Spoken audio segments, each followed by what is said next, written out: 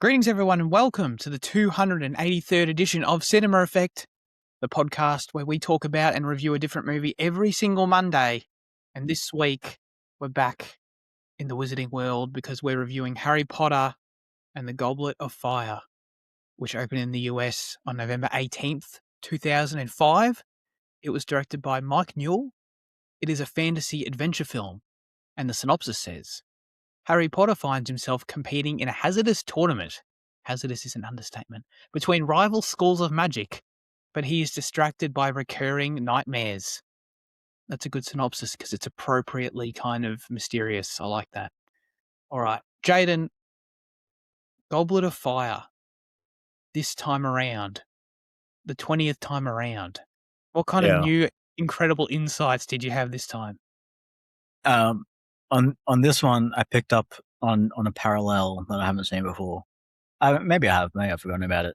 But it's just at the start of the film when Harry and Ron and Hermione, when they're like waking up at the camp and they get surrounded and they get attacked by the Ministry, and Arthur's shouting, "That's my boy! Stop! That's my boy!" Oh yeah. And then Dude, it's like, I didn't even. like wow, that's later. good. Yeah, Never, it only took a dozen watches. Yeah.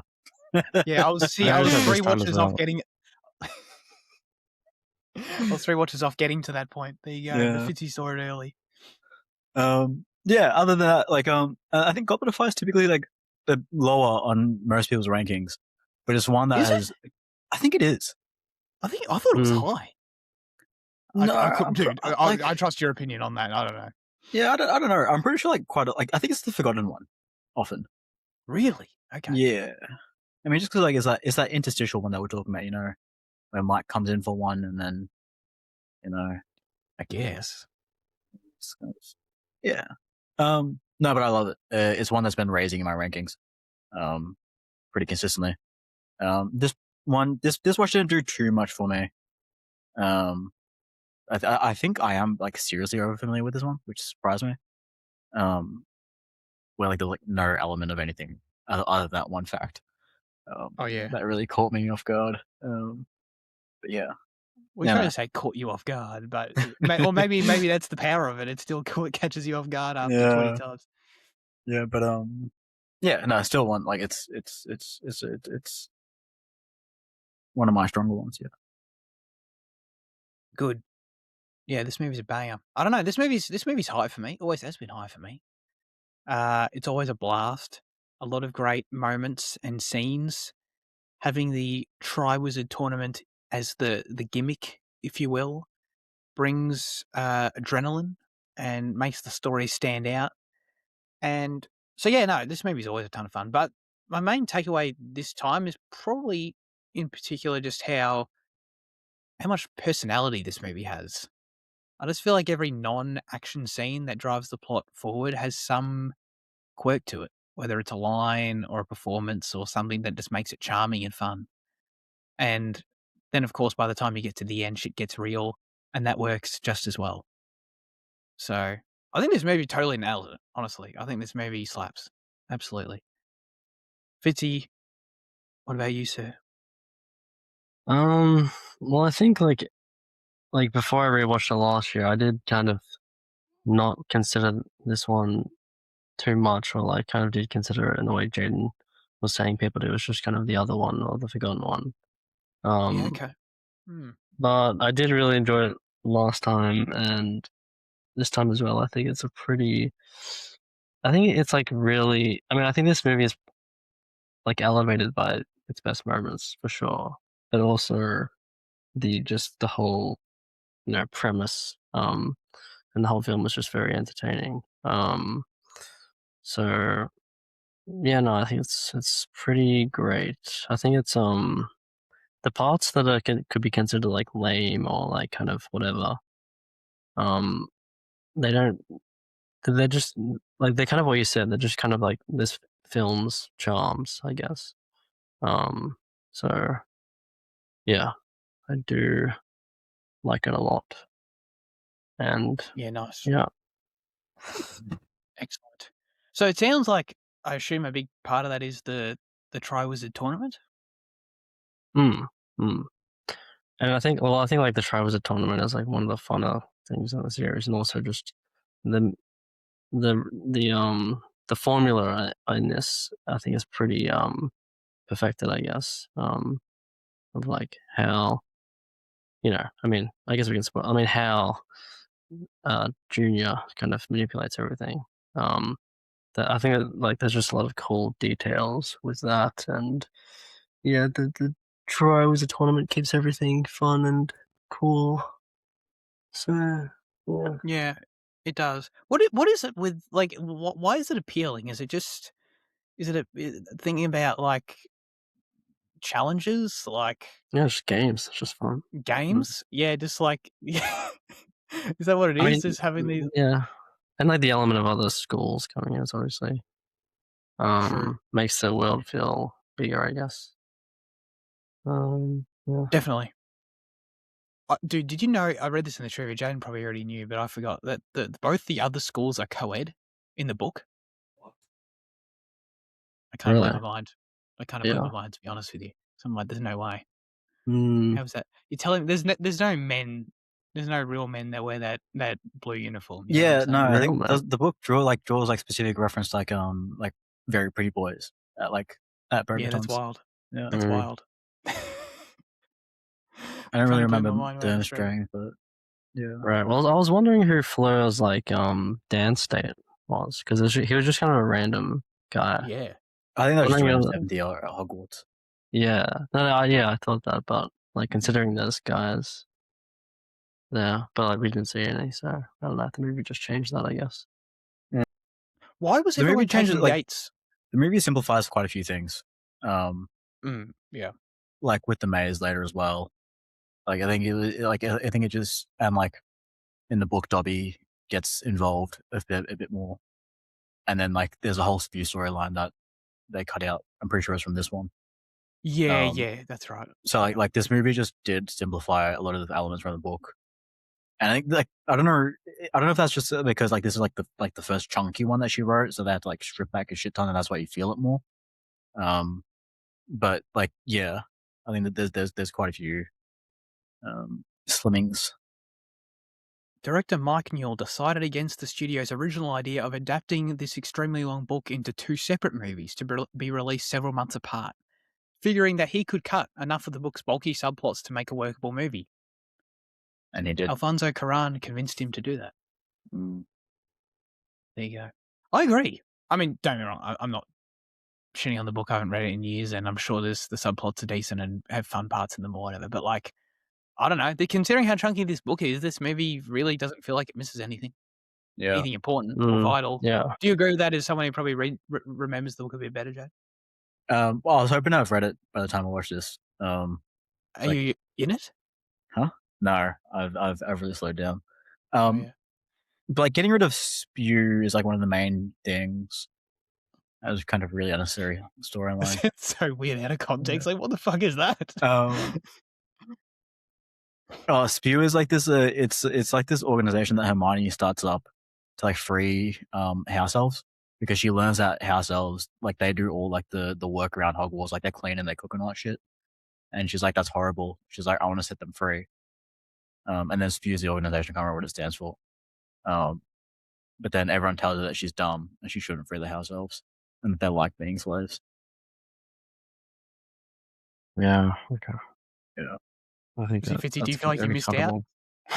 Yeah. Mm. And I think it is just and I think some of the tasks are bulked out a bit more. Like you hear more about the other attempts with the dragon, I'm pretty sure.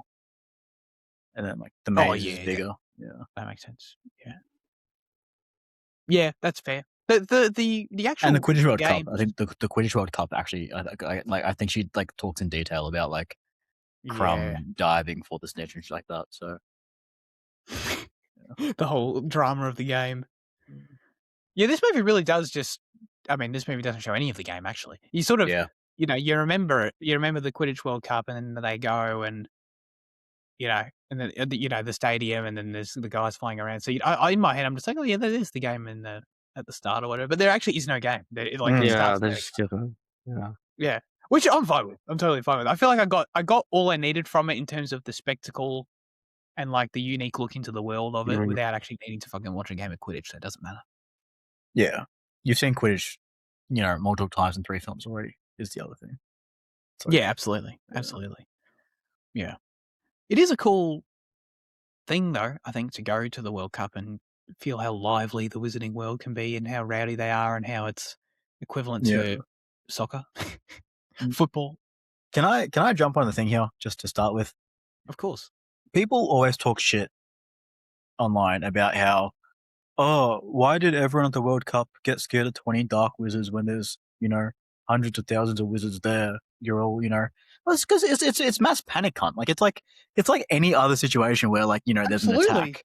Like it's and like it's just like it's just fear and terror and like unexpected. It's a terrorist attack. Like what do you mean? And like the thing is, just because you're a wizard doesn't mean you're a good wizard. And like dark wizards are known to be more powerful because they dabble in the dark arts. So it's like it's like your average fucking Trader Joe going and trying to fight a fucking Navy SEAL that's like like it's like it's like it's warranted to run away and scream and feel. And especially like there's family people, they want to protect their family. Like they don't want anything to do with what Voldemort like inflicted on the world 14 years ago. Like they want to get away from it. They don't want to fight, and they're scared because dark wizards are powerful. Like it's like you cannot criticize. Oh, why don't they just fucking like it's just dumb. Oh, and that's another thing. They get rid of Winky. Remember Winky Barty Crouch's house elf? That Yes. yeah. Vaguely. But sorry, yeah. I've never heard that criticism in my life. But, Everywhere. Is the idea that it's not the same as a terrorist attack because it's like it'd be like if there was a shooting incident but everyone already had a gun on them? Yeah. Mm. Okay. I mean, that I guess to be fair, that would change things a bit. No, it doesn't in America. No, it doesn't. That's a good point. Well, not everyone has a gun on them, but also you can't just because I have a pistol on me and I'm at a concert getting shot at doesn't mean that I'm going to instantly be proficient. And like dark wizards know dark spells that do more damage. Like that's the thing. Yeah, and they're willing to kill. Yeah. Mm. What are you 7 years of Expelliarmus? Hogwarts. It's 7 years of Hogwarts, and then they fuck off and do whatever they want. Whereas dark wizards like continue practicing, aggressive spells.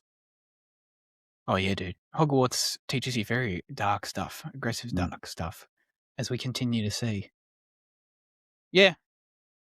No, I'm glad you got that off your chest. I really am. I guess. Well, anything else to say about the World Cup while we're on it? It's become the World Cup section. I just the tent is always a great moment. I always love that. It's like this film's first sort of wonder moment that it gets early on. That they usually have towards the start.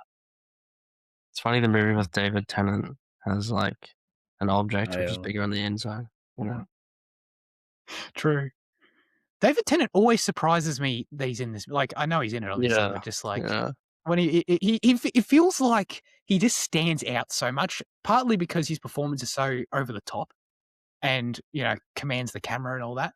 But like, also it is just because it's David Tennant, and he's just like he's here and he's in, like he's a lot, and he's here. It surprises me. It takes me back a little bit every time. So does he have to lick his lips that much? Well, he does because that's the whole clue. Like that's what you're meant to pick up on when Man Eye Moody's there licking his lips, which is really obvious. Like upon rewatches, maybe it was smart originally. I don't know. Man, oh sorry, I brought up the Triwizard Tournament. We got off track a little bit, but what I wanted to come back to is just to say what is going on with this Triwizard Tournament. It's fun in a movie. It brings good scenes and sequences. That's all great. But in universe, why are we putting kids in these situations that are deadly and no one seems to care? And I understand this is always a thing with Hogwarts where it's like, classroom hazards going on all the time. Kids, potentially hurting each other, hurting themselves. Okay, that's always a little bit of a factor at Hogwarts, but you kind of take that on board for what it is. This is different, though. This is like willingly putting students in these situations where they can be severely injured or killed. And then at the end, when one of them is killed, they're like, holy shit, one of them died. It's like, bro, this whole time everyone was about to die. Well, what was going to happen to friggin', and not even, by the way, not even the participants. What was going to happen to Fleur's bloody sister if Harry didn't save her? Yeah, sure. I mean, they do say that people die in the tournaments. No, They do. Hell yeah, like, they do. Like, I don't think they do though. So, like, is everyone just, is it just a figure of speech?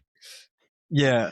Okay, so I had a feeling, like, everyone in the film is always within, like, a safe guard. There's always wizards around, and there's always, like obviously, Well, like, you'd think so. and, like, he obviously had, like, Gabby not been saved at the end of the hour, they would have taken it back up. They put it there. Well, it And, was see, 100%, right? But then what? So why did Harry bother? Because it's like, oh, well, I'm not going to go for her because she'll just be lifted back up at the end anyway. And then at the end, Fleur's like, oh my God, you saved my sister. Holy fucking shit. It's like, but so you actually believe she was in danger then? And she actually was going to die then? well, I mean, like, it's like, it's danger because, like, she can get hurt, but, like, they're not going to let her die. But I feel like, look, logically, 100%. If no one in the movie acts that way, though, everyone acts like she's 100% going to die if Harry didn't save her. That's true. And I had a feeling, like, so, like, the contest hasn't been held in, like, 200 years up until that point. Because oh, yeah, why? Why is that? Really? Because they ended it because of the death toll. So, like, this one was, so it was brought back, and that's why they put the 17-year-old, like, limit on it, and it was meant to be, like, a safe practice. So hang on. People die, but, like, not in the iteration that we see, in, like, the barbaric, you know. Yeah, because they just fucking restarted it. Yeah, There's in the only one 18th iteration. century, in the 18th century version, you know, they die there. Like, this one was meant to be fully safe, had it not been for Barty, you know. I don't know, man. Hey, well, doesn't Barty at the start say that the reason they put the age restriction on it is because of the fucking terrorist attack? Oh, is it? He says, like, oh, because of these dangerous events lately, we have to put the age rule on it. And then everyone's like, oh, that's bullshit. I thought it was because of the danger of the games. No, I don't think so. Like, I think if that terrorist attack hadn't happened at the start, like, it was going to be open to, like, fucking year threes, bro. No, I'm pretty sure it's just because of the danger of the games. Well, but he has a line where he explains why he's putting the age limit on it. Yeah, because they're reintroducing the games and they want to make it safer. They don't. But there's nothing about them reintroducing it after 200 years. That's not said in the movie. Well, it's not, but, like, it's. I don't know. Pull up the script. I'm on the Triwizard Wiki. That's why I'm saying. Okay. Like, there's kind of the assumption that it's, like, being brought back because you've never heard about it before and you never hear about it after. You know, when like serious, like there's never any mention about, like, the Marauders, like, engaging in it at all, and, like, you know, it's like there's meant to be, like, this idea that there has been an absence of the games. I didn't assume, not knowing that, I didn't assume that it's been, like, gone for that long. I assumed it comes back every, like, 10 years or something. Yeah, it was meant to be 5-year intervals, is what this says, I think, or maybe not. I just, man, but Jen, come on, tell me I'm wrong about, like, how everyone acts like and treats it like they're 100% going to die. Yeah. Which is like, what? That's what, like, that is beyond the normal level of hazard we accept at Hogwarts. That is like, you abducted these people, put them under the water, and are just like, well, yeah. Well, who specifically says to Harry, like, who says the line that people die in this tournament? Because, like, Sirius does. Yeah, Sirius does. Okay. See, if it was like Mad Moody or something, you could chuck that under, like, him being manipulative or whatever. But true. And that's just Sirius, like, you know, creating, like, this reinforcing a mythos of what he'd heard before. You know, it's like, yeah, right, because he wasn't around. Right. Yeah, I agree with Zach on Fleur's sister though. It still feels like she's gonna die, but I don't know. Hell yeah. I don't know. It was wild to me. It was just, you know, it's like, Dumbledore, what's he doing, man? He just doesn't give a shit. Dumbledore failed like this whole. Like he fumbled the whole year. Like he fumbled everything. Dude, he took the elder. Yeah, you're not wrong. Yeah, this was his worst year. Like he failed to prevent Voldemort coming back. He failed to find the culprit of who put Harry's name in the Goblet of Fire. He put all the students at risk. Yep. Yeah, Yep. it was pretty bad this year. And you could tell he was anxious the whole year because goddamn Dumbledore was acting with some angst in this whole movie. He was I don't know what it was. He was mad. He had a bad mood the whole time. You know, he had a bit of a temper going on. I was scared of him. He couldn't figure out what was going on. Can I jump in on something else here? People always over exaggerate Dumbledore's "Did you put your name in the Goblet of Fire?" In the book, he says it calmly, but the way people online make it out to be is like he's screaming it down his face and shaking him. He just comes at him. He's like, "Harry, did you put your?" He says it firmly. Doesn't say it like, I didn't notice it this time. He doesn't scream it. Yeah. Whereas like everyone else, scream. Everyone online would make you believe that he is like in a fit of violent, vengeful rage. Sure. He's not. No. But I agree with that. I'm with the people online. I disagree with the hyperbole of probably what it's become by the sounds of that. But come on, dude. Like, fully in isolation with what we understand Dumbledore's meant to be and what he's been so far. Just because he doesn't scream it, okay, 100%. He comes in very quickly, grabs his shoulders. Harry, did you put your name in the Goblet of Fire? Are you sure? There's a bit of a shaking going on in the shoulders. He does push him and like knock over stuff in his study. So Yep, he does. And look, it's not even just that scene. It's not like that is obviously the scene that everyone points at, but this whole movie, dude, he's just a very strong presence in like not the way you sort of would think. It's like he kind of scares me when he's like shouting. When he's like shouting in the Great Hall at the start, and he's giving his normal like intro speech, and you think of how he normally delivers it quite calmly and quite like thought-provokingly or whatever. He's in it like just freaking booming it like he's I don't know, some like primary school headmaster that's fucking trying to shout to be heard over the top of everyone. It's kind of scary. Yeah, but I think it comes with it's the pressure of having to host the tournament.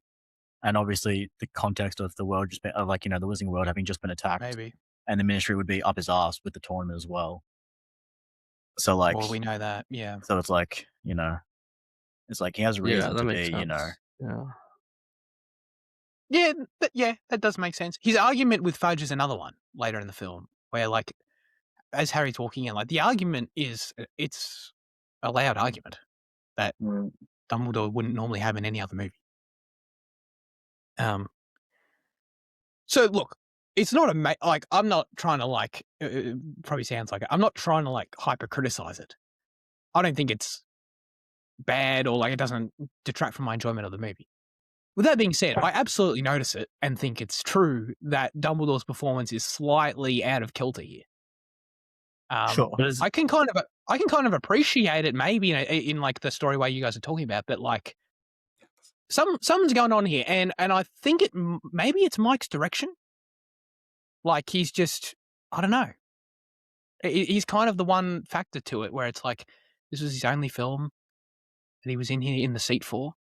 If you've seen behind the scenes stuff as well, Mike kind of has that same energy Dumbledore has, to be honest. So it kind of feels like he was rubbing off a bit. I don't know. That's my theory. Like apart from Dumbledore said calmly, like in the book, is he supposed to be like that? Like is he supposed to be like on edge? I don't really remember. I don't think so. I mean, like he's a lot more involved, I think, just as by nature of the book's length, and like but like I can't really remember what his demeanor's like. Yeah, it's different. I still love Dumbledore. He's a great character. I think. Just in all his involvement in the tournament and when he gives his intro speeches and stuff, he's always I always enjoy it. Don't get me wrong.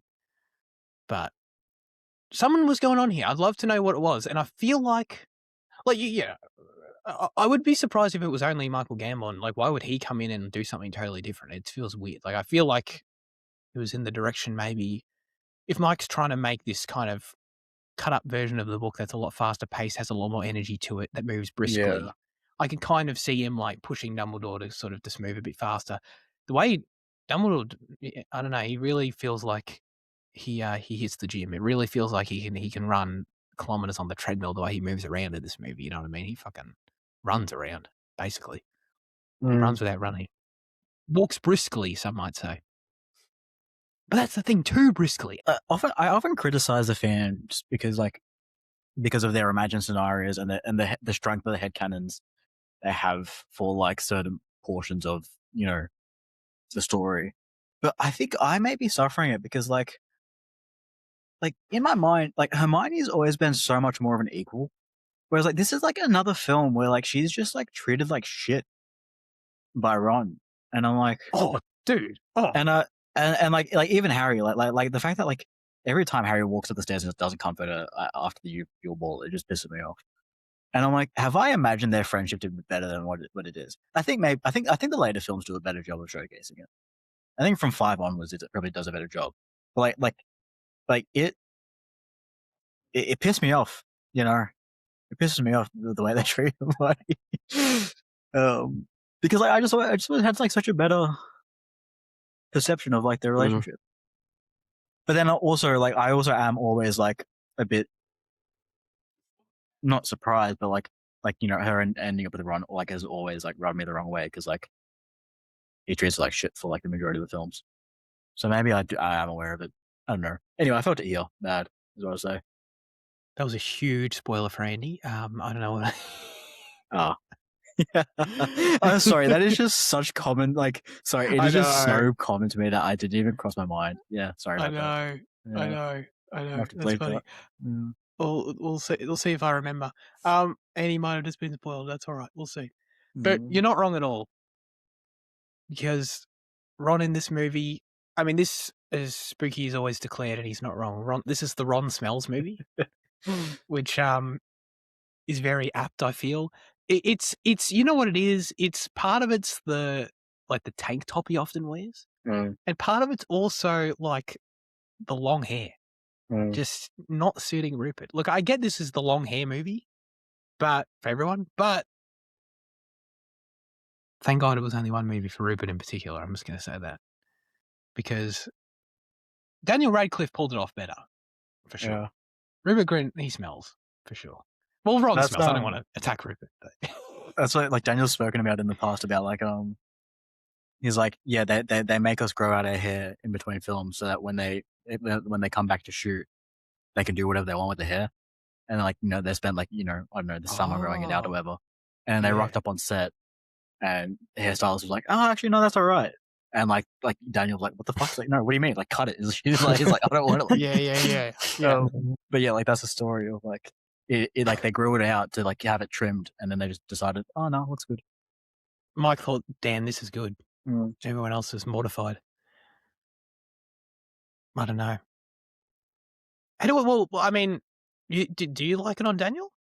I like it on Daniel. I don't like it on Ron as much. No.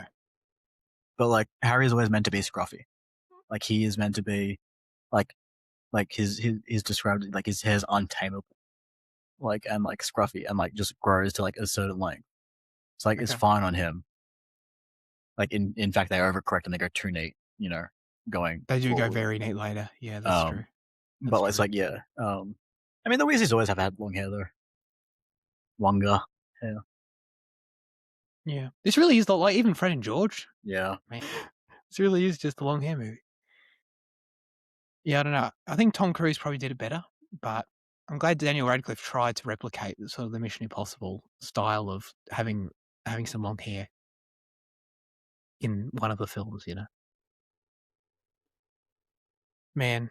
Oh no, but sorry. We got off Ron right off the bat. I love that shot when Harry's name gets pulled out of the Goblet of Fire. That's, by the way, another too strong Dumbledore moment, but I won't go back to that. When the name gets pulled out and that shot of Ron, like, zoom in on him and he's just still, like, almost, like, repulsed-looking face. It's like, oh, it begins. This is Ron's Yeah. Ron's bitter era begins. The thing is, right here. it's. I don't think it's out of place. Like, I think it's deserved. Like, he's constantly in Harry's shadow, even within his own family, and like, you Oh, know, yeah, when you look at it like that, yeah. He even mentions in the film, like, early on, about, like, seeing, like, the glory that comes with it, and what that would be like. So, like, he sees it as a betrayal, and like I think understandably so. But I don't blame him for, like, I don't blame him entirely for the way he acts, because, like, he's made to feel like shit, basically.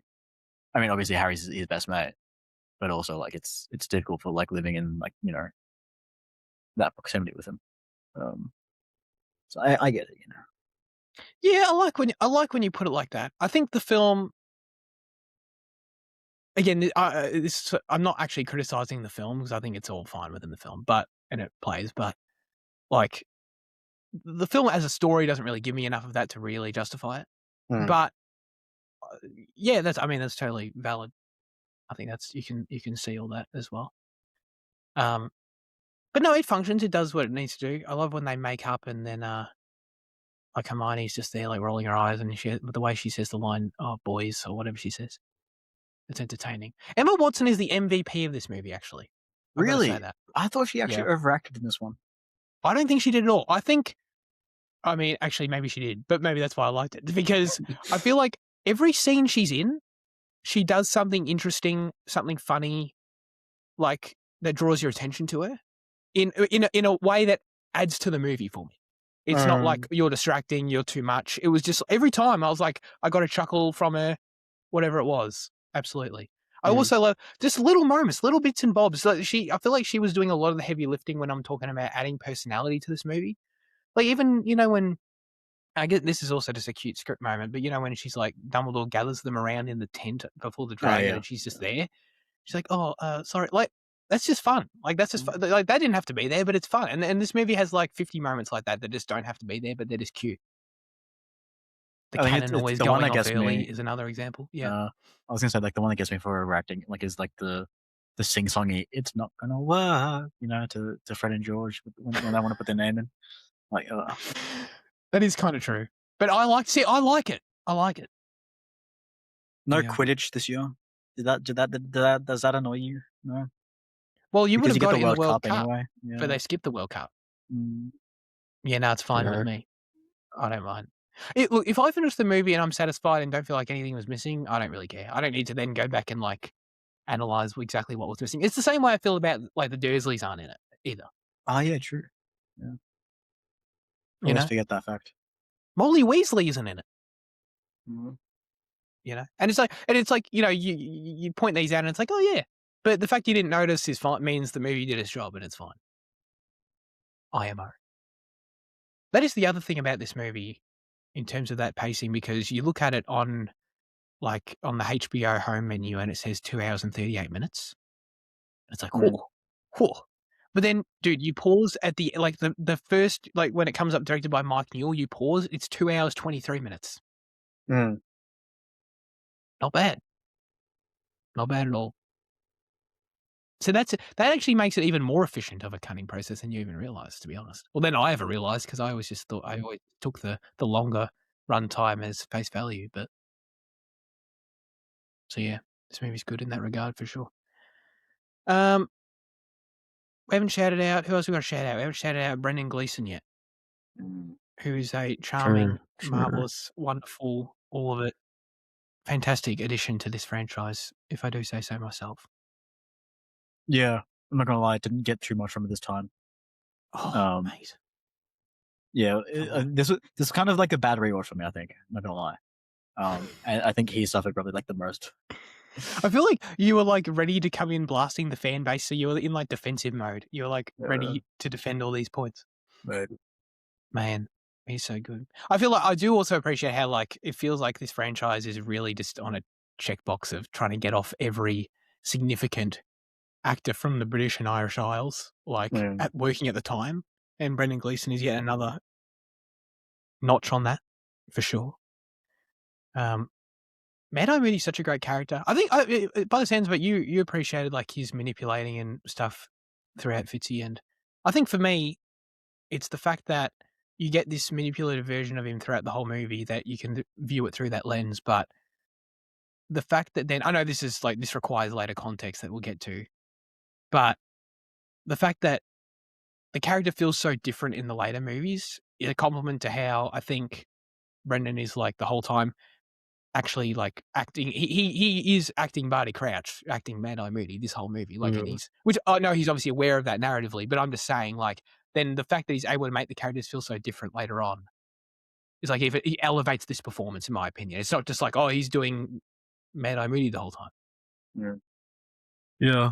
No, you kind of get like a glimpse of what he's actually like just in the the memory of the flashback. Yeah. I do like just this version of Mad-Eyed Moody when you do kind of believe in it, where he's this kind of just extremely stern but unforgiving teacher.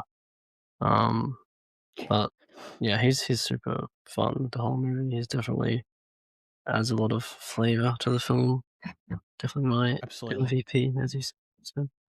Although I do think I do think Emma Watson's thing is like kind of what I was saying at the start, where it's like her things that could be considered lame, like the thing with the circle, are just kind of part of the film's charms in a way. And it's the same with like the ball, where Oh yeah. like some people would consider it forgettable or lame, but I think it's like it just adds to the kind of the messy hair, the weird teenage stuff going on. So Yeah. yeah. Because there's not a lot of that between the action, but like the ball pretty much provides it all, and the surrounding subplot around getting your date, that's basically provides all that teen schooly stuff that definitely you want in a Harry Potter story. I can't remember, but I think in the book, doesn't like Harry like have to like avoid people asking him? That Or sounds is, like a better situation. or is that because like I thought he That kind of makes sense, right? Yeah. yeah, because like he's the chosen one. Like I think that's like the point. Like he's like everyone's asking him. He's a champion. Yeah, Yeah. but maybe not. Maybe that comes later. I don't know. Yeah, I'd like to think that's true for him, but it wasn't in this film. What's up with all these people asking people to the ball that are like 3 years younger than them, though? Yeah, Cedric and Cho. Yeah, Cedric and Cho, Crumb, yeah, and Hermione. Like, is that not weird? I'm just saying. Yeah, for sure. Yeah, 17 to 14. like the thing is, 3 years isn't like a significant age gap. But, like at that age, it is. Oh yeah, dude. Absolutely. So it's like, yeah. mm, At that age, it is. like Yeah. I'm trying to think. If I was in year 11, 12, year 11, 12, I think It's if you're in year 12 and you ask a year 9 out. That's what it is. Well, because of their school year, it's like it's like because they're 17. It's like I mean, it depends Oh, on I see when what your you're- I see what birthday you're is, I doing. guess. Yeah. I think Yeah, Crumb's yeah. 18 there. I think No, might because have you're been there. 17 when you finish Wizarding School. Isn't it? Yeah, but I think Crumb specifically is different. Yeah. I'm not sure, but Well, I know he looks like he's like 28, William. If that's what you're talking about. no. Oh yeah, it says 18. Yeah. There you go. 18 to 14. Yeah, a bit Okay. dirty. Yeah. Okay. I don't know about that. But I don't mind the ball. I think the ball's fun.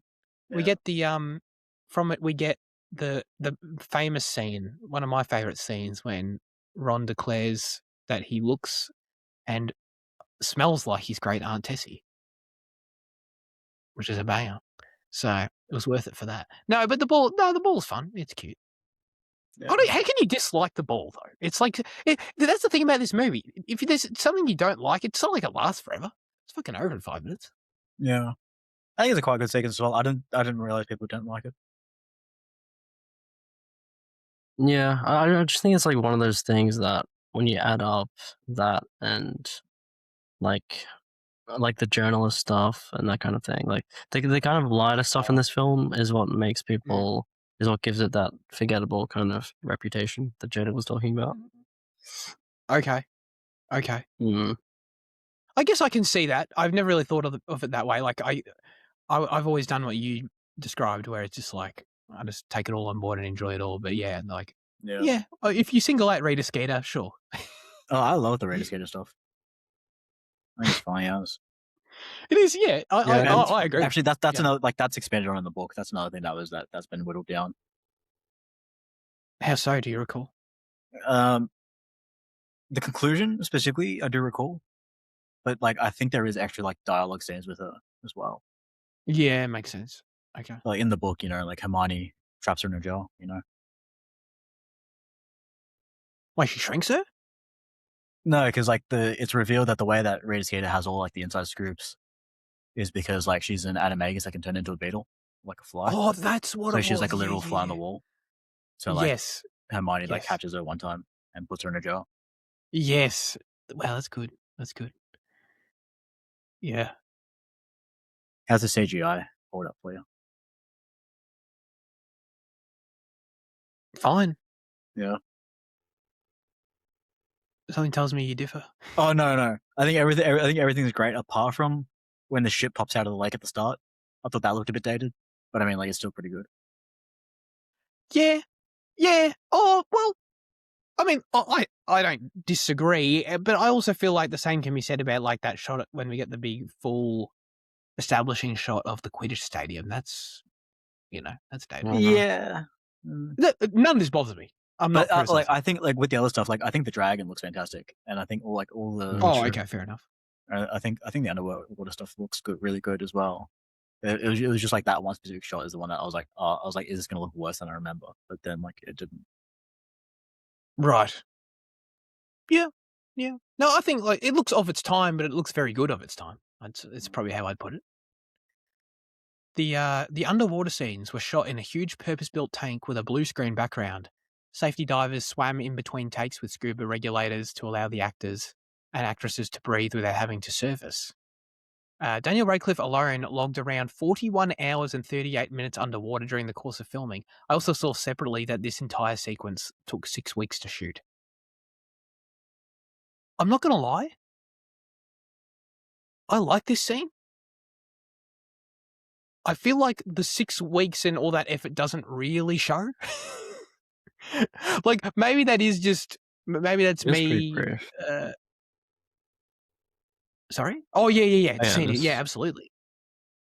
Yeah, it is pretty brief, and it's also like what they do in it. It's not like... I feel like it was so impressive that it warranted it. Like, I don't know, maybe this is me underestimating just the amount of effort it takes to pull off any kind of action scene in this kind of movie, and, it just is what it is. But, like, to me, I read that and I'm like, really? Like, for that? Like, if you told me it took 2 weeks to shoot, I'd be like, oh yeah, that sounds about right. 6 weeks is incredibly long, considering like the turnaround between films is like a year. Like that is a significant portion of your turnaround time. And yeah, exactly. And to Fizzy's point, like, is that 5-minute brief bit like worth that? I mean, like, ultimately, it doesn't detract from the movie, so I can't say it wasn't worth it. But it just kind of stood out to me as like, huh, that's quite a lot for what it was. Because really, it was just Harry kind of swimming about, and then like it was really just swimming around until like the end part when he kind of shot up, and that was kind of it.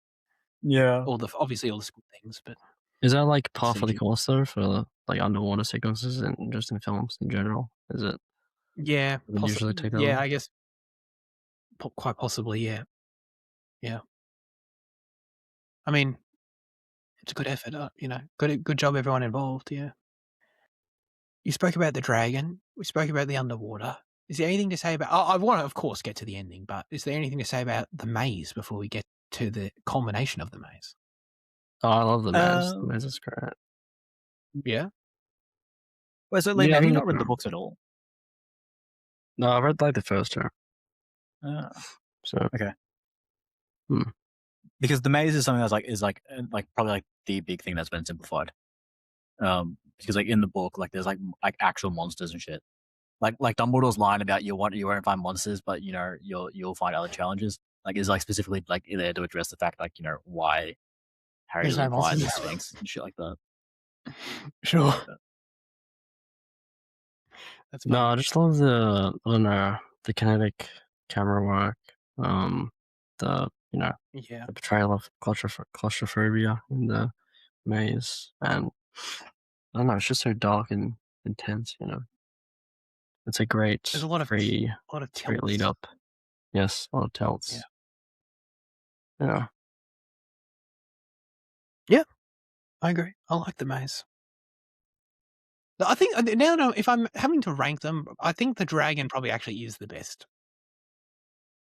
Try was a challenge for me. Yeah, in the film. Yeah. I'll go maze and then water. Yeah, I agree with that. Plus, I just like Cedric and Harry actually like fighting a bit. Without seeing that Sure. side of them, that was cool. Yeah. When they're like, what do you call that? Gaining space on each other. I don't know. Yeah. Yeah. Jockeying for position, as it were. Yeah.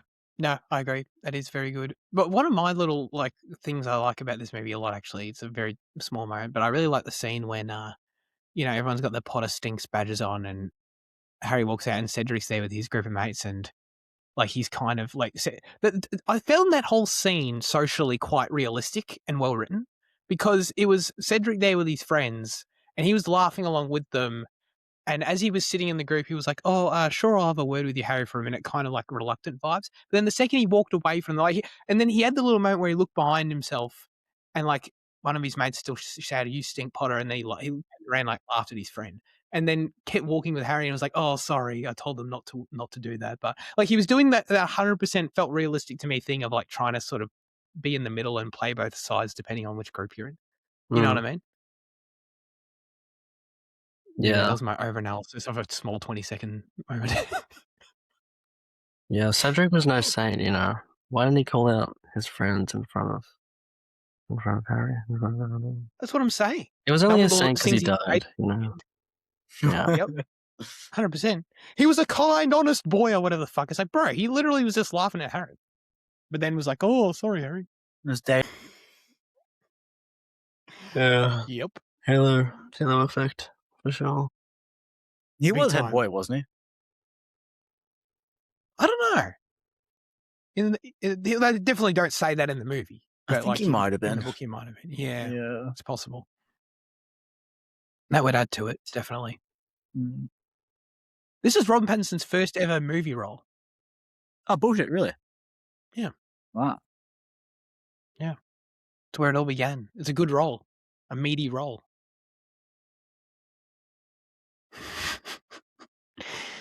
Oh, man. Okay. Let's get to the end and the graveyard.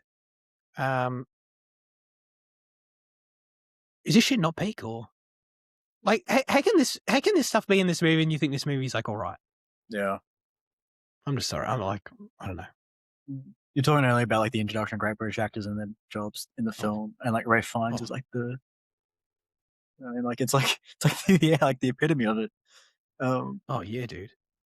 I don't know. I don't know much about his casting and his thoughts of going into it, but how much he was into it, but it is fantastic from first action. Yep. Yeah. I assume you're talking about from the birthing moment and that shot that comes around from behind him, and he's doing all this with his scalp. It's so fucking good, dude. Oh my god. Oh, unbelievable performance. Unbelievable. Yeah, you're spot on. What a great person to get off the list, and what a great casting choice. Mm. And he plays Voldemort with that element of camp, where he's where it's performative and there's that. Yes. Yeah. Yes. That just adds to it. It's a drop of camp to make it incredibly enjoyable, but still 100% believable. It's not too much. It's like perfect. It's the perfect little blend. Oh man, I love it. I love it. Though, yeah, that first moment, you're absolutely right. All of his line deliveries are so good. Obviously, iconic as shit. Pick up your wand, Potter. I said, pick it up. You know, fucking banging shit. Obviously, I can touch you now. You know, I recite every line he says, and it's fucking iconic. Obviously, it's so good. I love my favorite thing about the performance. Actually, like, is, I mean, everything, but like one thing in particular about it, I love the physicality of it. I love his sharp movements. Like when he does the thing and like he makes Harry bow with his wand. He's like bow, and the way he like fucking bends his arm over and just fucking like sort of leans into it. He's like moving so sharply in every instance. It's a fantastic. Like he fully embodies it. It's Yeah. fantastic. No, yeah. Also, it's like jolting You can around. tell he's like dedicated all his you know, life to kind of like being very accurate kind of in his like you know, his wizardry, I guess, his Yeah. his craft, you know, he's very, even like the way he pronounces every, you know, spell perfectly and everything with the like Yes. old Latin like incantation and yeah, obviously his mocking energy and his Yeah. vocabulary as well as very British vocabulary. Yeah. Absolutely spot on. Yeah. Playing with his food, man. I don't think there's not a bad thing for me to say about this performance. It's just, and it's a funny thing. You've seen it for like 4 minutes at the end. Yeah. He just leaves such a strong impression. It's crazy. And I think to what you're saying, Fitzy, and to all of it. That's the thing about it. That overall, I would summarize it's so good about it is that it doesn't feel generic at all. It does not feel generic Dark Lord. Like I feel like you read this part, I don't know, and you're playing Dark Lord Wizard or whatever. And Ray finds that, you know, it's a British actor. I feel like you could easily just come in and be like, I'm regal and British and evil and I'm the Dark Lord or whatever. But like, and that's kind of an archetype he can easily just fill and I'm sure will be good. But like, it really feels unique in every other way, in cinema and Yeah. everything. It's fantastic. No, he really showed like he even showed like awkward Voldemort when he hugged Wormtail, and he showed, you know, Maleficent evil Voldemort when he was more into the duel. When he was all hyped up. So he showed like so many sides of him in that short time span. Yes. But Yes, like they really are. yeah, but I have to say like the birth itself I think is just amazing. Like the close up on the cauldron or whatever it is, and the close up on Harry when he's like locked in to the statue. That whole sequence is just like amazing. Yeah, I mean the CGI for the actual birth is fine, but like everything around it is just such great filmmaking. I think. Yes. Yep. 100%. All the shot choices, yeah, absolutely. And his design as well is just like, it's really good.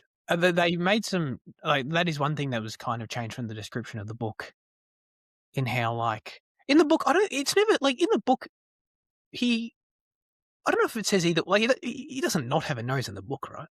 Like, it never specifically says he has no nose. I think the book references him being snake-like in his rebirth. I think.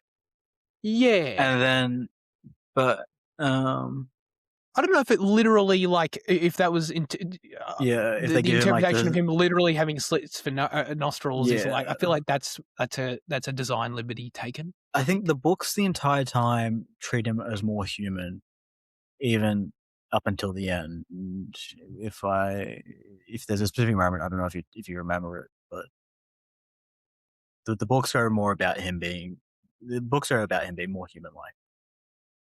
Yeah. And doesn't he have, like, red snake eyes, like full, like, actual snake eyes? Maybe I think. that does sound familiar. Like, he actually has the thin pupils and Yeah. so that's one thing that's more human, I guess, in this version, which is funny. But yeah, the rest of it. Yeah. I thought there was like an in-universe explanation though why he doesn't have a nose. They can't, like, there is, but it's spoilers to discuss it. But like, I guess we'll get there. actually, I don't know if it's confirmed, but like there's a like the idea behind it is easy to glean off the surface. Easy to gleam. Well done. Was he so that was one thing that is related to this that I thought about. Was he hideous? Like, did he look like that before? Like when that night he went to kill Harry's parents? I don't think so. Like, I don't think so. On the gravestone in the cemetery, there's a tombstone that says Tom Riddle died in 1943. And at first I thought that was his dad. It is, isn't it?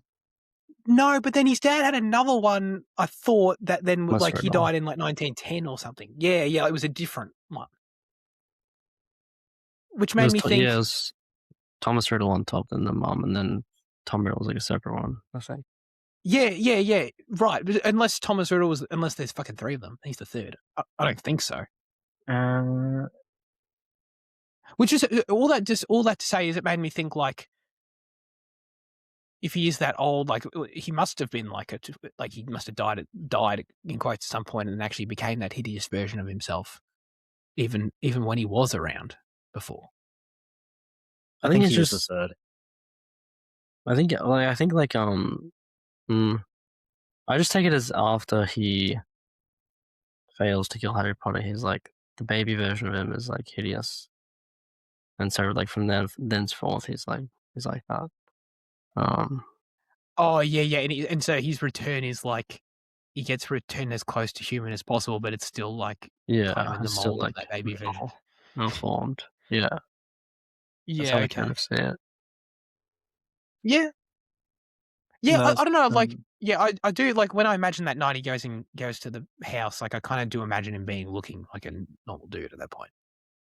And it feels that feels better. Like it's like a consequence of like his whole downfall for those years, you know. And then so 1943, he kills his dad and his grandfather. Okay. Oh, and his grandfather. So the grandfather. Oh, wait, the same year. I don't know what that does to that. But anyway, okay. Yeah, so he's the third. He is the third. Okay. Wait, what does that change it? Yeah. What's the the gravestone? You were it means I thought he might have died in 1943. Oh, right. No, he died in fucking 89. No, not 89. What is it? 79. 99. What? 79 when Harry was born. Like that's when he dies. 79? 79? Is that how long ago? Is that when it was? Yeah, because then Harry's 11 in 1990, which is when the books start. The book started in 1990? Okay. Yeah, and they go through to 97. Yeah, that sounds about right. Although there's like anachronisms, but like about like specific years. But like it's meant to be the 1997. He's 7 years old. Oh, okay. So I see. Puts his birth in 79, and Voldemort's death in 79. Got it. Understood. Okay. Yeah, that's interesting. Then of course we get, all that peak stuff, and then we get Cedric's demise. Very unfortunate demise. I feel like this guy who played Amos Diggory really made the most of his screen time.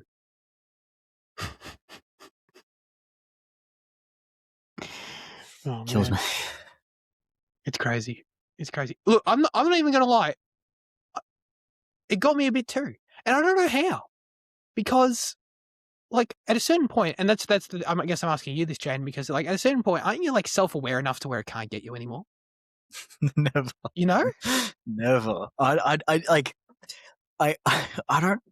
don't know what it is. I don't know. Like, I don't think there's many films where I've rewatched that like have like a character death that would hit me the same. But so I don't really have like a a sample for like a what do you call it, a control sample for it. Other than like this being my control. Like it's never worn off ever. It's just so harrowing, man. Like just that's like it's just the most harrowing of words. Like it's terrible stuff. And like it really is So tell me if this is unfair to say, but I think it really is just his performance. It really is just all that.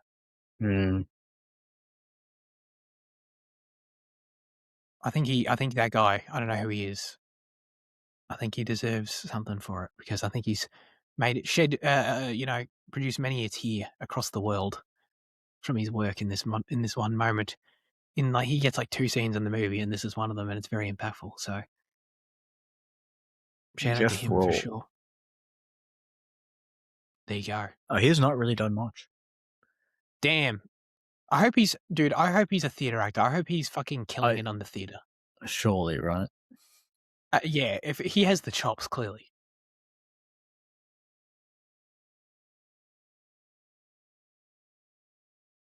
Yeah. There is the other part of this scene too, by and the TV, way. sorry. A lot of TV stuff. Oh, okay. He has been on TV. There you go. Yeah. Shout out to him. The other part of the scene, of course, is the iconic the band tune song playing. And it's like, it's just hilarious how, like, to me that tune like exists like forever in my brain and stored somewhere where probably more valuable information should be stored. And then I just love the moment then when you come back from the cemetery and it's still fucking going before everyone realizes, which is very effective within the context of the narrative. But I just that tune, man, it's always there. It's always haunting. I'm getting close to wrapping up. I've got Andy's review whenever we're ready. Really didn't jump into that. Alrighty.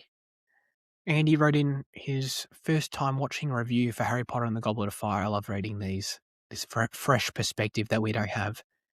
And he said, don't have anything meaningful to comment about at 2 a.m. But then he proceeds to comment quite a bit. But everything about Goblet of Fire is what you want out of this franchise. Quidditch World Cup looks like a genuine sporting event for some reason. But the gaming scenes are electric with great action and edge-of-your-seat suspense. They managed to give Harry Potter a chance for some relatable adolescent romances, and the main trio's friendship feels more developed as the series continues. Last film provided some British acting giants that amazed me, such as Gary Oldman, David Thewlis, David Thewlis, or Emma Thompson, or Timothy Spall for a short while as he made a late entrance to the series. But the new teen characters were my standouts for Goblet of Fire, particularly Katie Leung as an Asian girl with a Scottish accent, which, from my experience, feels so random for some reason. Kind of like that Family Guy cutaway where Brian gets acupuncture from a Chinese doctor with a Irish and Scottish accent. Wonder if either Jaden or Spooky remembers that. Fleur is really gorgeous, and anyone who has Clemence Posey in their film would always motivate me to see them. Rob Pattinson was brilliant, and I wish we could have had more of Cedric. I finally understand what Luke's answer to this question of the week actually meant. And a fitting question for this week. Second best after Karan's entry so far. I just miss David Thewlis a lot. Excellent. Thank you, Andy. Absolutely. I thought he was going, when he was shouting out the British Giants, I thought he was going in the Brendan Gleeson direction, and then he just pivoted to Katie Leung and her accent. So I think, dude, she's got a great accent. Yeah. A stellar accent. Absolutely. Just got to say that. Yeah, I'm pretty done, I think. Yeah. I really do like Dumbledore's line at the end, though, when he says, soon we must all make the decision between what is right and what is easy. And I love that. I love that as a philosophical line by itself. Taken, like, that's something I believe in. I love that a lot. But then also just diving full Harry Potter context, it is exactly spot on with, like, what the Deathly Hallows is, which I loved. No spoilers. But yeah, I thought it was spot on. All right. But particularly I'm talking about Deathly Hallows Part 1. That's like what the whole movie's about. Anyway. Let's get to our final verdicts for Harry Potter and the Goblet of Fire. Liam. I mean, I did find it thoroughly enjoyable as I did last rewatch, but it didn't. I want to save my nines for something that truly hits. And I'm sure something will later. in the series. So I'll Oh, yeah. I'll keep an 8 on it for now. But it probably does beat Azkaban for me, to be honest, just slightly. So yeah, Hell yeah. I'd almost put yeah. my like order, my ranking in like descending. Oh no, maybe the first one before the second, but yeah, yeah, 8, Mm. strong 8. Yeah, very good. This stays at a 9 for me, which it has been for a long time, and this is better than Azkaban for me. Yep. Jaden. Yeah, I'll keep it at a 9. Even though this rewatch was probably more realistically an 8, I just know what it is historically for me. I don't know. No point in bouncing it around when, you know. I feel like you should. Why? I feel like it's more fun if you let it bounce around. Let it go to an 8. You know you still love it. Let it go to an 8, and then in however long it takes, several more rewatches over the coming years, like then it work its way back to a 9, and then that's exciting when it All right. gets back there. Sure, like it done. All right, 8. Well, I didn't realize I was so influential. Okay. I mean, it's not really that important to me. Like, if you fucking want to make an argument against Mate, it, it's the final verdict on our podcast. It's hugely important. Hugely. Yeah, no, you're right. Most important no, decision you make all I won't week. be swayed. I won't be swayed. 9. Okay. Yeah. I don't know. I think you should. Anyway. All right. Let's get to news chat. Man, everyone bring the fun energy down, and let's all be somber for a second here. Let's all be sad. Forcibly sad. Because in the ongoing saga of Warner Brothers being bought by larger corporations, Netflix threw in the white towel. And I mixed the two. You would say threw in the towel is appropriate, or raise the white flag is appropriate. But I called it a white. But I called it a white towel. Interesting. So, which I do envision when you say throwing in the towel. I envision it as white, but that's not really an expression. I almost envision it as grey because it's like dirtied from effort. Really? Okay. Yeah, it's like throwing in the towel because you're fucking done with it. Yeah. Okay. Yeah, that's fine. Yeah. They threw in the towel / waved the white flag and surrendered is what that means to Paramount, Skydance, and the Ellison mob. Okay. So, I mean, that's basically it. Thoughts, feelings when we saw this morning, everyone? Back a couple of months ago when we were discussing it, I said that I prefer Paramount buying out than Netflix. And I stand by that just because of I expect them to respect the traditional methods of Hollywood release and production. But I know a lot of people are upset just given Paramount's politics. I mean, like it's a situation where it's 8 dog shit or 8 dog shit, and it's which dog shit tastes worse. And to me, like the Netflix one tastes worse. So like I'm okay. Like I'd rather not, but like I'm happier with the Paramount outcome. Just because I believe like they can function as a studio, and just to a greater extent. But I like your optimism. Yeah. Well, although I did see that like Paramount just lost like $570 million in like the last quarter. Yeah, I think. Look, I fall on the opposite side of you, where like dog shit, but like I flip the other way. Yeah. Dude, this David Ellison guy with his fucking Skydance just bought Paramount like not long ago. So like any vestige of the classic Paramount's like already, And this guy's it's just this guy. It's just this fucking guy and his dad fucking buying these things. It's like, I'm going to buy Paramount. And, I did that. Yay. Oh, I'm going to buy Warner Brothers. Oh, I did that. Yeah.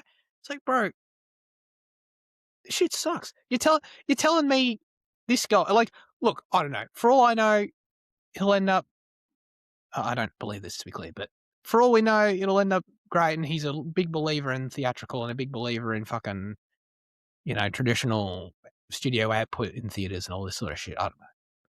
I think what's more likely is that he's just going to fucking cut everything. He's just cutting cost. It's like, oh, I spent all this money on these studios, and now I'm just gonna fucking cut everyone's jobs and cut production in half and consolidate everything. Why do we need 2 studios? Because exactly why the fuck do you need 2 studios? Mm. I don't know. I think this is worse. I think you could at least the Netflix one. Like, don't get me wrong, I'm sure there would definitely be consolidation happening regardless, but I feel like at least the Netflix one, like, it is them kind of getting into a different lane of the business model with theatrical that they're not in as much now. If they, which they claimed they were going to stand by that and continue to release films. Who knows if you believe them or not? That's a separate topic. But at least as a vid by side with their separate business, I don't know, man. This just feels like this is just shark swallowing small, thing that's the same as it. So that's my take. Fitzy, please chime in. Yeah, it's hard because I don't really know what Paramount is these days. Like, I haven't seen it. I haven't ever had Paramount Plus or like seen any of those shows, or like I don't really know what the model or the mode or the form is that it's going to take. Like with Netflix, it was much more obvious, I guess, or like it was much more like conceivable where those shows would go. They'll just be kind of forced through the kind of Netflix model or whatever. If they didn't maintain like artistic integrity. But through this, I don't even really know what it looks like. So I guess Yeah. like it seems less dystopian, to be honest. But I don't know if that's actually the case. I don't know. You do make a It's good possibly, point. yeah. Like the big one guy or whatever, and all that. But I don't know. It's possibly less dystopian. So the Ellisons are like, I don't know, the third or something richest family in the world, and it's just literally really? them. They bought Paramount just like I think a year or two ago, and then now they bought these two. It's like literally all it is. And these guys are now obviously a huge part of this conversation is the whole like them being tied with Trump and Trump wanting to push them because they're buying CNN is a part of this deal, and then therefore by this happening, it's like Trump's basically turning CNN. So that's like a whole thing. That's probably a very significant part of it. Not a part that's necessarily in our lane on the show, but that is part of it too. So that's quite a cynical way to look at it. I get what you mean, Fizzy. Like conceptually, the Netflix thing is quite dystopian with them being a streamer and having never acquired a big Hollywood studio like that before. That's obviously quite something to wrap your head around. This is less dystopian, but still, in my opinion, like I don't know. I guess I'd rather the dystopia than just like this, just kind of shitness.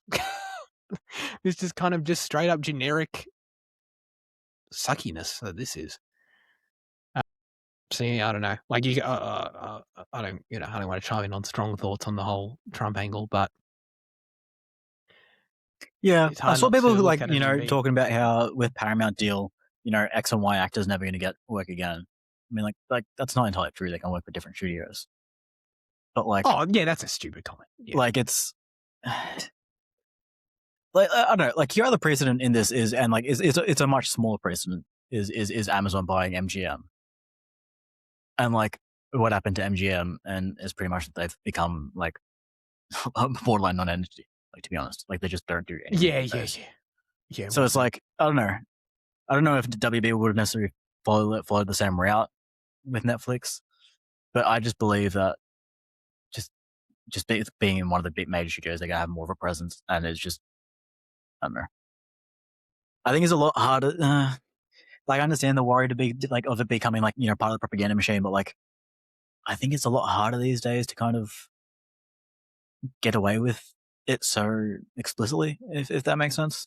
Yeah. I don't know. Yeah, I know like what you people are mean. talking about like the DC is gonna like the universe is gonna this and that's gonna happen under Paramount, but like if James Gunn is still at the head of DC, like there is going to be a lot of pushback on any kind of right wing ideas that are going to be tried to filter through. Yeah. So it's like I'm not saying that's not possible, but like I wouldn't worry too much about that. I think I think the stuff to really look at in this is the business, the jobs, the industry, the what it does to productions around the world and how they're released. I think that's the angle. I wouldn't worry too much about specific creative, to be honest with you. Like, unless fucking like, I'd be more worried that DC is gonna like half their production is gonna be cut, as opposed to literally like, spread propaganda. Yeah. You know? I think it's worth keeping in mind that Rupert Murdoch owned like the fucking probably second most influential movie studio in the world for decades, and that didn't really matter. Like, James Cameron didn't mind making Avatar for Rupert Murdoch. You know what I mean? Yeah. That's just one. I'm not saying things can't change, but I think that's a sort of equivalent analogy, I guess. I don't know. Like I get like I understand your worry of him clearing house, but like at the same time, like has he done that in the past? Like is there precedent for your worry? Well, it's precedent for absolutely, when companies get acquired and swallowed up, and then okay, fair enough. Sorry, like just in like kind of the business sense, like I guess yeah. It's like anytime a similar competitor buys another competitor, and then they cut. Because and that's the other thing, like that this deal is being made, by leveraging a shit ton of different funds and all this kind of bullshit. Saudi money's involved. Yeah. There's a lot of debt involved in this deal, where it's like, it 6 months down the road when it's done, which, sorry, by the way, we haven't even raised the fact that it can still be blocked and might be. But what happens in the case of it is blocked and Netflix no longer wants it? Paramount can't get it. What happens to WB? Like their stock fucking dies. Fucking dolphin dives. Yeah, no, I mean, someone else can, I guess, potentially still buy them, but otherwise they'll still just exist as they are for the moment until something else happens.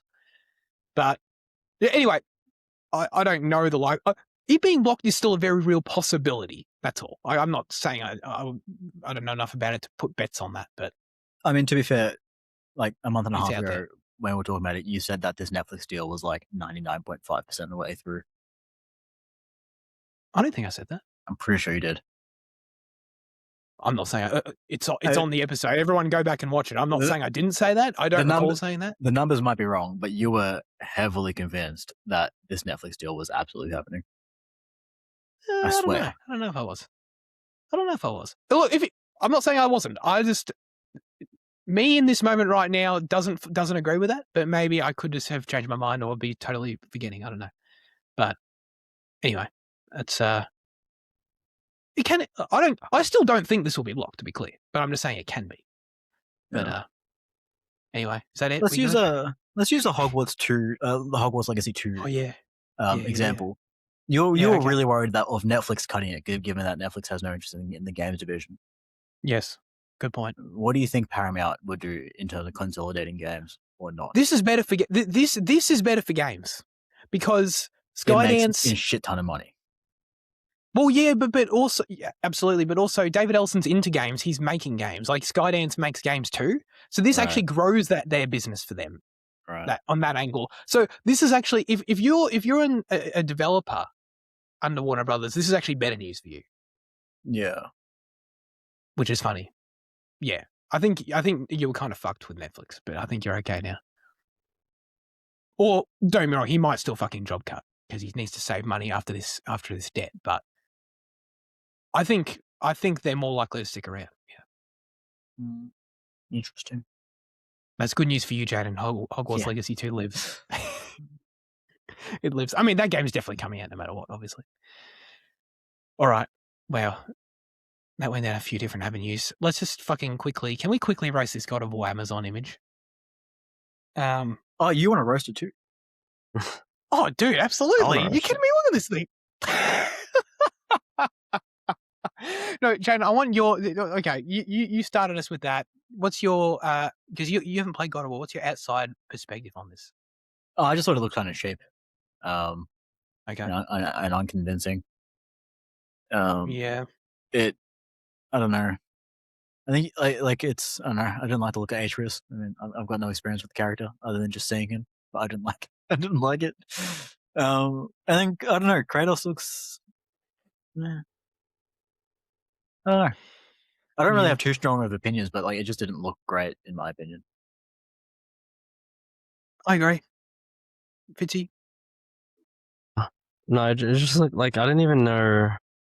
I couldn't remember like what studio was making it, but it just looks like such a Prime image. You know what I mean? It just looks like such a Amazon Prime Yeah. Video production.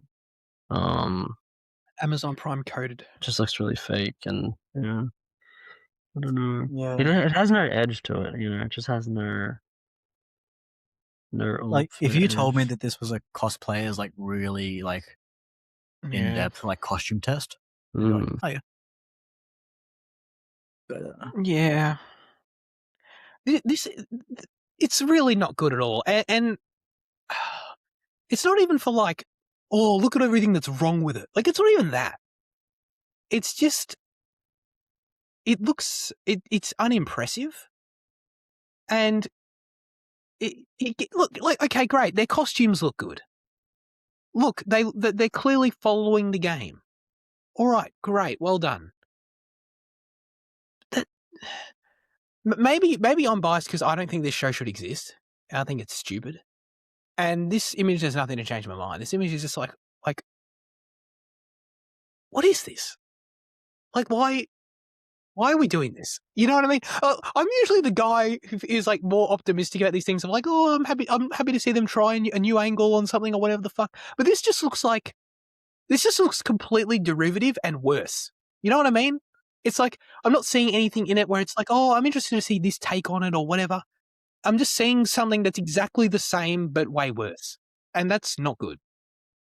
Like, I'm sorry. Why is Atreus 3 years old?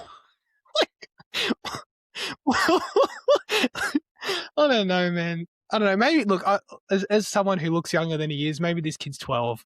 No offense if you are, and maybe he's a great actor. I don't know. But I just look at this, and he just looks so out of place in this role.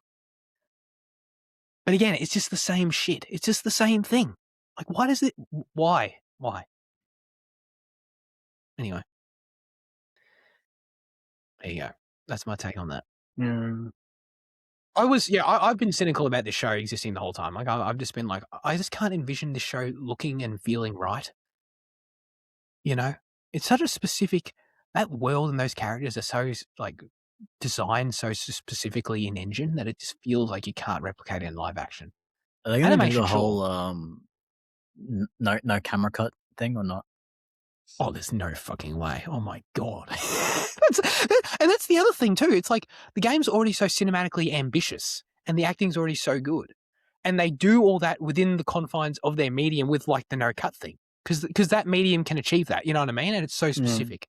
And it's like, okay, so what are we going to do? We're going to copy all the visual elements and just do a worse version that's not the one take, that's not this and not that, and doesn't bring to life the realization of the characters in the same. It's like,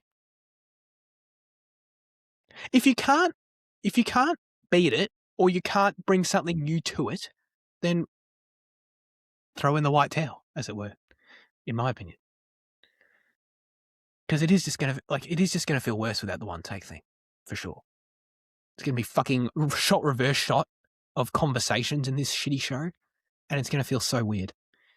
Wow, you've gone Anyway, full idea and dark side. Anyway, I've been talking way too much, which is good because I haven't got a highlight of the week. But now it is time for our highlights of the week. Liam, I want to know what you've been watching. I don't know. Have I watched? No, I haven't. I have not. Gee, bless you. No, I haven't watched anything. So. That's okay. No problem. Jaden, you sir. I started watching this show starring Noel Weil. No, he did it. Yeah, I started rewatching Falling Skies. Oh, shut the fuck up! You did not. I did. I literally started today. I saw it was this guy. I saw it added on Netflix, and I was like, because I watched 4 seasons. I never watched the 5th one, so I was like, now's a good time.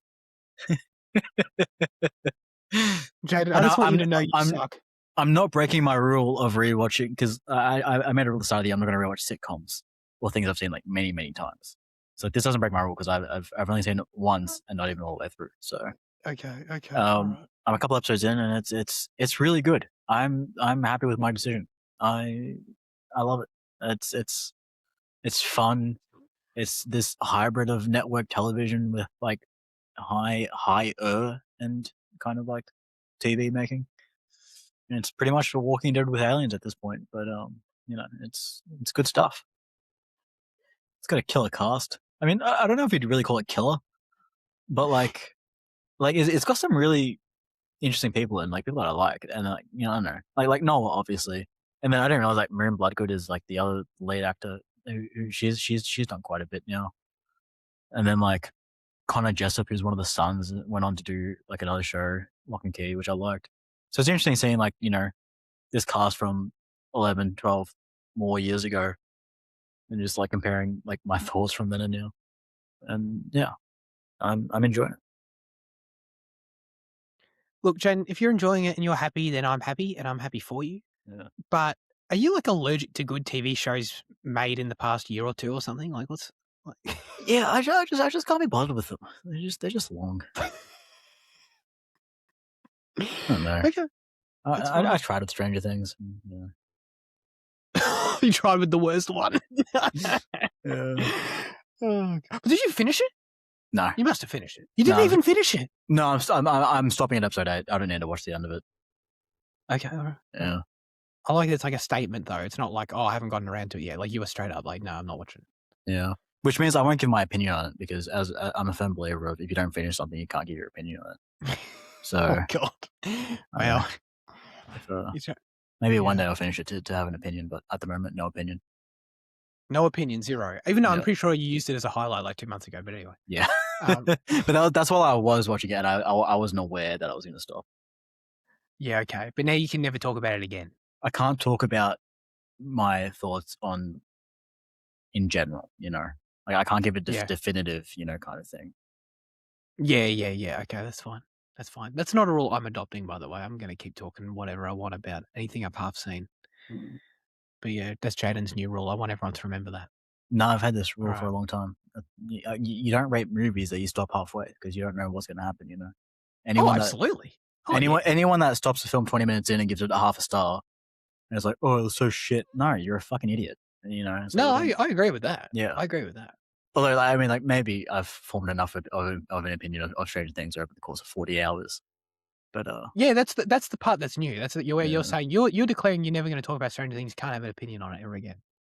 no, I'm not. No, having an opinion on Stranger Things is fine, but having a like, it's different. I feel like you're already Final going back to what you verdict. said. You can't have a final verdict. Yeah, I can't give it I can't give the final season a score. Oh no, definitely not. Yeah, that's gonna piss me off. So maybe I will finish it. Yeah. You should. Yeah. You need it for serialized, bro. Yeah. Said no one ever except me. All right. Now comes the segment where we hand the show over to you with our question of the show. Last week we asked you, what is the most emotionally affecting death that you've seen on screen? Aiden said, oh man, and then proceeded to spoil a movie I haven't seen, but he said, the end of Watch, final shootout in the alleyway. I went to bed incredibly upset. See, this is good. So I know it's one of the two leads in the movie. I don't know which remember the ending of that, so it's yeah. Okay, that's good. So I've been vaguely spoiled, but not fully, so that's good. Thank you for answering though, Aiden. That's sounds good. I need to watch that movie. Wait, maybe we should review that movie. We actually probably should. Yeah. Should we? I I think it's this like is fitting these it's a days. worth one because of the techniques behind the filmmaking. Like it's worth it. Yeah? Yeah. Okay, all right. No, that's good. That's good. All right. I'm scrolling because Luke's commenting a lot in this section, but he didn't actually give an answer. You know what I mean? I think his answer was that's my boy. Cedric, yeah, that's his answer. That's my son. That's my boy. Yeah, okay. Andy said, such great timing for this question because I just rewatched a John Woo film 5 hours before writing this response. I'd answer this question without spoiling the movie, but it needs to be said even if I'm eagerly waiting for any of you to watch this Hong Kong classic one day. Okay. Chow Yun-fat as Mark in John Woo, John Woo's A Better Tomorrow is the most emotionally affecting death I have ever seen on screen. With everything Mark had to go through, his death absolutely took me by surprise. I sobbed for 5 minutes straight. One of the most sentimentally important films in the heroic bloodshed genre, a genre mostly famous in Hong Kong. Every dude in Hong Kong or China must have cried to this film so much that John Woo brought back Cho Yun-fat for the sequel. I just can't believe that's his name, to play Mark's twin brother. A Better Tomorrow is also the owner of this meme, which is the Chinese beaver being Cho Yun-fat's character. And it's like this CG beaver man? Yeah, it's an internet thing. Or But that's not from this movie. no, Okay, I'm just gonna keep going. I don't think I'm so. still going, by the way, Andy's. That's Andy's Because word. it My might honorable be. mentions. Yeah. I saw something about the beaver may have been rotoscoped, so I don't know if it's been a rotoscope from that film. Oh, that would make sense. But I'm not. But one thing, I'm not 100% sure on that factor. But like the Chinese beaver is like it's a main thing. Okay, got you. My honorable mentions are also going to Cho Yun-fat's death in John Woo's. What is up with this guy and John Woo just fucking and his deaths in his movies? In John Woo's The Killer, a film that had stylistic inspirations on John Wick. And Cho Yun-fat's death in Ringo, Lamb City, On Fire, a film that inspired Tarantino's Reservoir Dogs. I literally just watched these two films on the day of writing this response, so I got to thank Cinema Effect for this coincidence of a question. Maybe for Jaden, another shout out goes to Cho Yun-fat's. Why do I have to keep saying that name 50 fucking times? His death as Master Roshi in Dragon Ball Evolution. Oh yeah, he was in that film, wasn't he? I think Is that the film that's absolute dog shit? Yeah, I think I only know that like of him being in that film because Andy's mentioned it before, but like, I don't know. It's yeah, no comment. Cho Yun-fat. I feel like. Wow, I hope I never have to say that name again after I said it that many times. Actually, Okay. I haven't even seen the spelling of it, but are you sure you're saying that right? By the way, Probably not. Cho Yun-fat? No, okay, that's not how many. Chow Yun-fat. I keep saying Chow Yun-fat. he was previously known as Donald Chow.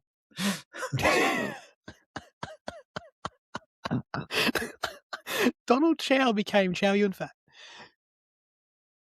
He is so fat. Okay. Joshua said the most emotional deaths for me is Tony's death in Endgame and also Anakin's death in Return of the Jedi. Interesting. Okay. Also, the deaths in Deathly Hallows 1 and 2 are pretty emotional. See, Joshua knows not to spoil, Jaden, not to spoil the future Harry Potter films. He knows. He's very smart on that. Thank you, Joshua. Anakin's death in Return of the Jedi, that's interesting. Interesting shout. I can see it. So I feel like it's just one of those ones that's so ingrained in my brain. Like I've always known it that it's never affected me, but I like that as an answer. All right. What are our most affecting deaths we've seen on screen, Jaden? I'm just trying to find an audio of how to say Chow Yun-fat. Oh, I heard that a bit. Yeah, it's Chow, not Cho. Chow. Yeah, well, that makes it. Yeah. I don't know how I botched such an easy pronunciation. Yeah. No, my answer 100% is Cedric's death. I cry every time, and like that's I showed the picture before, but I feel like I need. Yeah, no, you got to show it on camera. I need it. Yeah, I took photographic evidence for anyone that doesn't believe. It's hard. Like there's no you can't see the tears in the photo, but you can see the wet eyes, and you can tell my cheeks are kind of crumpled up in pain. Yeah. Yeah. There's liquid. Yeah. Other than that, I mean, I haven't seen anything enough times to know so much. I know on like when watching All Quiet on the Western Front, like it's not a specific death, it's just as you know his classmates die out. Like that definitely gets you. And then I'd say maybe Eliza Scanlon's character dying in Little Women. Maybe that. Oh wow. Yeah. Okay. That got me. But once again, I've only seen that film twice or 3 times, so I don't know if it's the same getting me as Cedric. Yeah. So rewatches plays a factor. I feel like something like can have a strong effect first viewing, possibly. Mm. Oh yeah, no, for sure it does. But like wasn't the question like specifically about like affecting like every time, or did I just make No, that it's just up? most emotionally affecting. Okay, yeah, okay, fair enough. Yeah, I mean, I feel like there should be plenty to choose from, but I struggled. Actually, I just saw another one, but I won't say it until you guys say yours, so I don't steal it in case. But Oh, okay. I mean, maybe I'm just a bit cold-hearted. I don't know. I haven't had enough life experience. I don't know what it is. But there's one coming up in Harry Potter for sure that I won't spoil, big time. Actually, I really hope you're talking about the one I'm thinking of, not the other one. Are these not Harry Potter that you're thinking of? Not Harry Potter? No. Sorry, there's in regards to which event you're talking about. Yeah. Okay. Yeah. Sorry. Yeah. There's a few options, I guess. Yeah. Do you guys remember Shireen's death in Game of Thrones? Like Was she? Shireen? No, when Stannis burns his daughter alive. Yeah, kind of. I mean, I do. Yeah. Yeah, it's pretty fucked up. I think that death's quite affecting. I think the dude who plays Stannis, I can't remember his name right now. His performance nails it. That's quite affecting for me. So that's probably my answer. If I go into games, like obviously there's like 5 in The Last of Us. Oh, actually, how could I have not have said that? My God. Yeah. Dude, I cry every single time Sarah dies. Every fucking single time. Even when I was watching that fucking speedrunner do Last of Us 1 things, and like he's skipping through cutscenes, I still want to cry, man. That was crazy. Yeah. Fucking good shout. Yeah. There's one that's, I guess, a season 3 spoiler that I won't, like, if you're only a TV watcher, I guess, but there's one coming up that gets me too. So there's quite a few in that. But basically, yeah, can I just answer The Last of Us? So the whole thing is the most affecting death, quite possibly. Yeah, that's my little selection of answers there. Fitzy, what about you? Make sure is it all? Hold on. Just checking something. Oh yeah. Probably like Tournament is definitely one of them. Barry Lyndon. Oh, dude. I won't spoil, but Barry Lyndon. There's some deaths in there that are very good, very effective. Wow. And then the Iron Claw, obviously. Oh, fuck off. Dude, how do you not get it? It's just the deaths in there are so brutal. It's just so. It just pulls. It pulls the heartstrings. It does. You know what really got me in the Iron Claw, Liam? You know what really got me? Is when, at the end when he goes on, like, he floats on the little boat in, like, the bayou, and he goes and he floats, and his brothers are there too. And they're all there together. Yeah, they're all reunited there together because they're all dead. It's like the Tree of Life. The Tree of Life has some affecting deaths as well. That was really impactful because it was like a metaphor for heaven and the afterlife, Liam.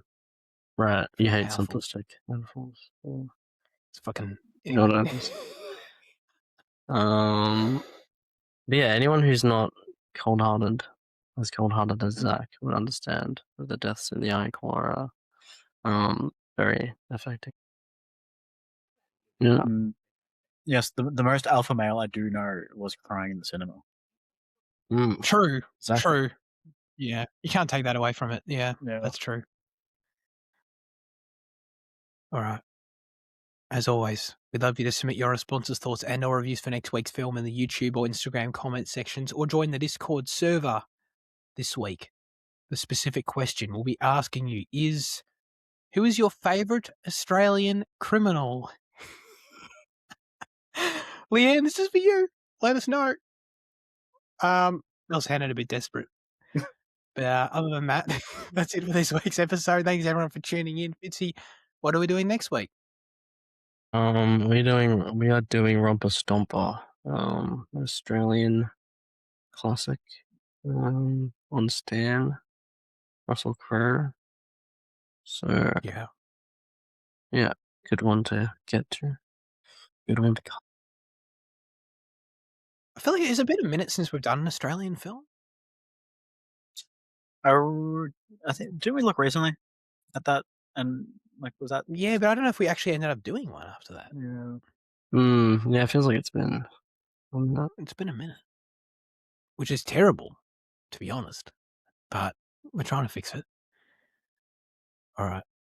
That's it. I appreciate everyone for tuning in. I appreciate Liam and Jaden for joining me as always. Have a great rest of your week, everyone. I hope my negative energy today didn't rub off on you. Have a great day and goodbye.